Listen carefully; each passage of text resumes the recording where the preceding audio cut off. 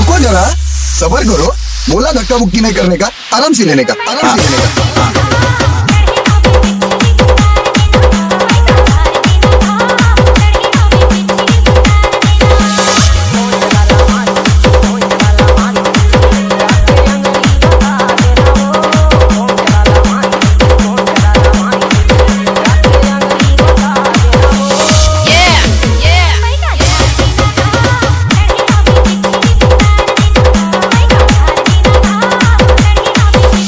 DJ Ram Kumar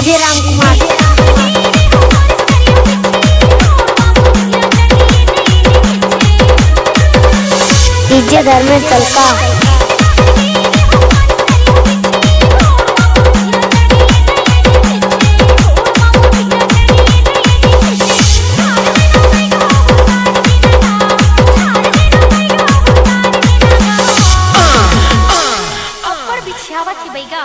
का कर दे वो बिच्छी झार है ना ऐसने होते इससे कराऊं भारी जहर है चढ़ते ना तो ऐसने होते हो ई रहन गोड़ ललमा और मोला फूकन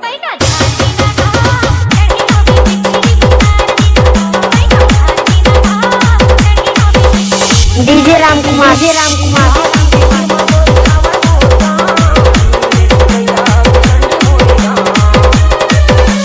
डीजे धर्मेंद्र चलका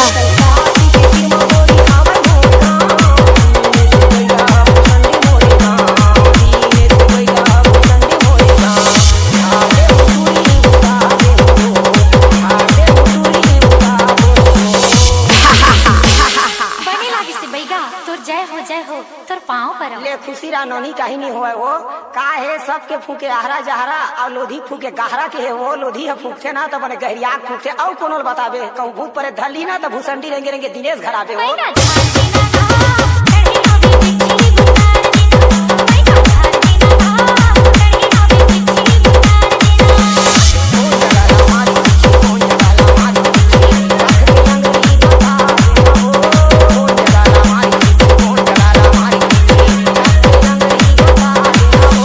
डीजे राम कुमार